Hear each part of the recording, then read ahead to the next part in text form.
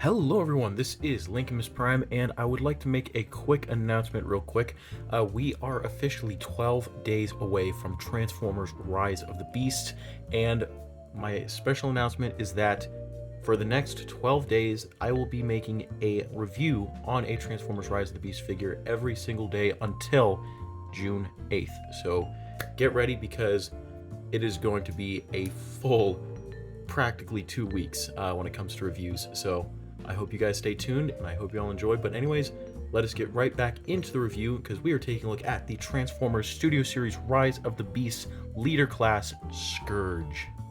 And just getting right into it, this figure looks absolutely amazing. It does turn into a Peterbilt truck, which is another reason a lot of people think that the Scourge is Bay vs. Optimus Prime theory is valid, which it is not, and I will say that again, it is not. Just because he's a Peterbilt, okay, yeah. But yeah, very, very nice looking vehicle mode in my opinion. Does capture the Peterbilt kind of aesthetic very, very nicely. Unfortunately, this kind of front bit is not very accurate. This is more so for robot mode, but hey, what I like about it is that this barely uses any faux parts whatsoever. Everything on this is utilized and nothing is fake, which is very, very cool. The underside, yeah, there you go, invisible head syndrome, as Emgo would say. But yeah, very, very nice looking truck mode. A lot of things are utilized very well in this vehicle mode. One of the things being this part right here. This is actually the gun in robot mode, but it transforms and turns into those little like curvy things on the back of his truck mode in the film, which is really, really nice. Now this is a bit too long. It is supposed to be just a little bit shorter, and there is a lot of kind of robot kibble just kind of peeking out, but that's not a huge deal because it still cleans up fairly decently, which is nice. The smokestacks hide kind of like the hands in robot mode, and they hide them. I mean, they're there, you can see them, but you know, when you're looking at it from like this angle, you can't really see it, so that is pretty nice. We get some clear some clear orange plastic for the windshield and the sides, as well as like kind of in here, which is interesting but looks actually really cool. And we do get some more detail kind of looking at the grill. In fact, I'm gonna pop this off, and you can do that, by the way. If I can get it to pop off, come on, and 1 second. And just looking at that, you can see that there is some more orange plastic. Kind of gives it that like fiery look that he has in the film, which looks really, really cool in my opinion. But we get some faction logos. We get the Maximal logo. We get some Autobot logos. We get some what appears to be a something like a Cybertronian Guard logo. I can't remember what that was called specifically. We get some Decepticon logos. We get some I thought there were some Predacon logos here. We get some Terracon logos, which is interesting. But yeah, so that is pretty cool. We get a lot of like, you know, just faction logos from bots that he's murdered, and I think that is really, really cool and a very nice detail. More detail we do have is just, you know, some kind of painted areas right here to make it look rusted, and I love the way that looks. We get some chain detail that is also painted on the smokestacks, on the legs, even on the inside of the legs, which is really, really nice, and I love that. We get these kind of like visor details. We get this little horn on the top. All these little lights are painted orange. Even these sections are painted orange as well. We get some gas canister detail on the sides, and we get like the little kind of graded step, which is really nice. And we get more of that chain detail on the side. And yeah, so just so much detail and so much painted detail that they did for this figure, and it just looks great. And just for a quick comparison from some other Studio Series figures that I reviewed, here we have Scourge next to the Studio Series Bumblebee and the Studio Series RC. But anyways, guys, I've pretty much talked about the vehicle mode enough as I wanted to talk about it, so let us get down to the transformation.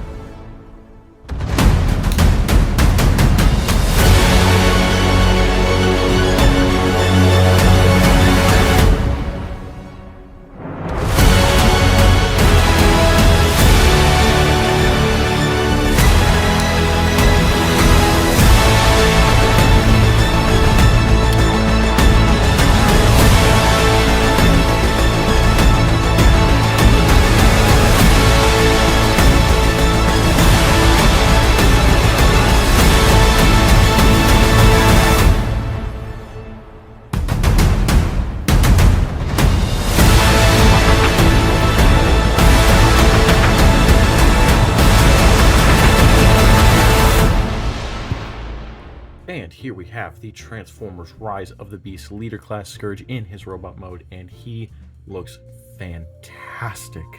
Now, unfortunately, my only gripe about this figure is the fact that he is not movie accurate. This is actually based off of the concept art, and that is because, unfortunately, Hasbro did not have access to the final CG renders for Scourge from the film.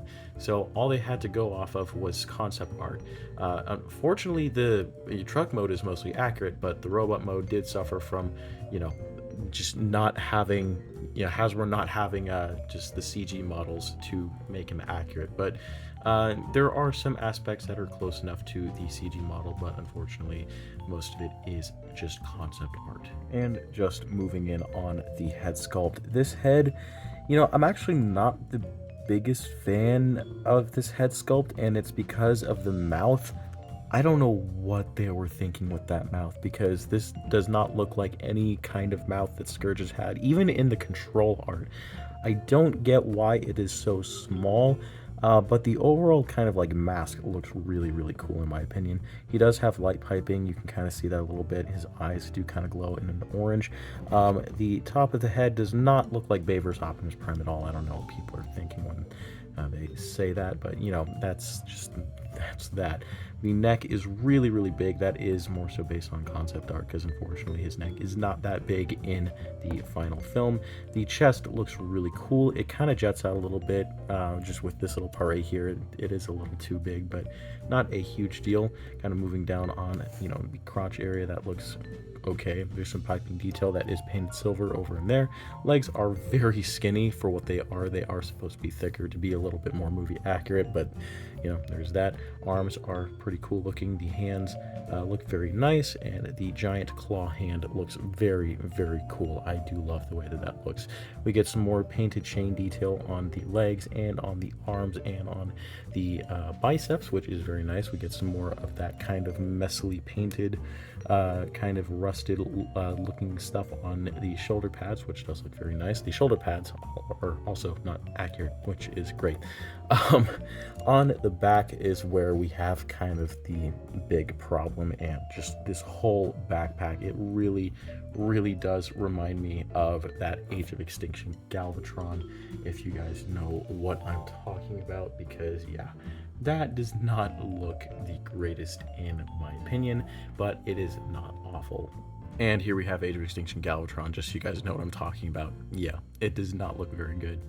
But even though he is not accurate, he does still capture that terrifying aesthetic that Scourge has in Rise of the Beast, and I absolutely love that. Now, when it comes to the articulation on Scourge, we do have a ball joint in the head, which allows him to look up that far and down that far, as well as full rotation at this point right here, and a little bit of side to side as well. We do have another ball joint in the base of the neck, which allows him to look farther down, but unfortunately that causes it to pop off easily because of the way that it's shaped, so that's fun. But there's not much range in there, but it can rotate and all that kind of stuff, which is pretty nice. So you do have that. The arms can rotate all the way around, but not not really. They cannot really rotate all the way around. Theoretically they can, but because of all this stuff in the back, it cannot, so that's fun. We do have outward movement, and it can move up a lot, which is really nice, and the shoulder pad can move up and down, which is also pretty cool. We do have a swivel at the, not necessarily the bicep, but more so at the elbow. We do have a bend at the elbow, and all of the fingers are individually posable, which is very, very nice. But unfortunately there is no wrist swivel. We could have benefited from a wrist swivel. That would have been nice, but unfortunately we were not given one. In terms of articulation for this arm, it's pretty much the same, but we do have a hinge joint at these fingers, and we do have posability in this little section right here as well, so there is that. We do have a waist swivel, which is very nice, and the legs can kick forward very far up and very far back, which is nice. The legs can spread all the way like so. We do have a swivel at the thigh joint, which can go all the way around like that. A very nice bend at the knee, which is has a lot of range to it. There is a impossible pivot right here at the ankle, and there is movement right here up and down. Unfortunately, this one is a bit loose, so it kind of has a tendency to flop over when I'm trying to stand him up. But articulation on Scourge here is and that's what I was talking about. Okay. But yeah, articulation on Scourge is very nice. Now, like I showed off earlier, Scourge does come with his cannon, which does look very nice. It is molded in a very nice gray plastic, and there is a darker gray to kind of give it more personality, I guess. But basically, there is a little circular shape right here, but you'll notice there is a notch here. And what that will do is we are just going to come here to the arm and pop it off, just completely sever that thing. And there is a little notch here that will align with that and just pop this on like so. And there we have Scourge's arm cannon, and that looks really cool in my opinion. Now, as you'll see right here, there is a little tab, and when the claw arm is not in use, there's a little slot right here, and that will just go over that like so, and there is your storage. It looks really bad, but you can do it. And of course you can also store the cannon, and it is a very unfortunate placement because there's a tab there and a tab here, and just align that like so, and there is your cannon storage, which admittedly looks a lot better than the hand storage. And another cool feature that we have is if we open up the fingers here, we can take this entire section right here, rotate it up, clip that into that little slot in the hand like so, and just move the fingers around, and he can use this as a sword. So that is a very nice feature in my opinion. And for my final comments on this figure, I would highly recommend picking this figure up. It is absolutely amazing. Sure, it is not 100% accurate to his final look in the film, but it is a great figure. It feels very premium. It does have some problems. In fact, your copy is probably just going to have some issues. You know, I had a loose ankle right there. Unfortunately, one of the little hinges on the back is cracked because that is clear plastic. So that was not the smartest move on Hasbro in my opinion, but it's not breaking any further as far as I'm aware, so it's fine. Articulation is great. I just wish there were wrist swivels. That would have made this figure probably very perfect. But yeah, transformation great. It feels honestly like third-party witchcraft, except for that backpack. That's the only issue that I really have on this figure in terms of how it looks and functionality, but everything else is great. Paint is great, posability, like I said, great, and just functionality, really good. Unfortunately, this is going to be really hard to find in stores. In fact, I don't think it's in stores yet, so your best bet is going to be to pick it up on Hasbro Pulse or Big Bad Toy Store if it's still in stock, because I have no clue. But you know, you do have lots of options in terms of picking it up. It is supposed to be around $56 to $60, depending on where you're buying it from, and I think it's worth it. I really do think it's worth it. But anyways, guys, that is pretty much it for this review. I hope you all enjoyed. Please like, comment, and subscribe. And I'll see you guys in the next video. Peace.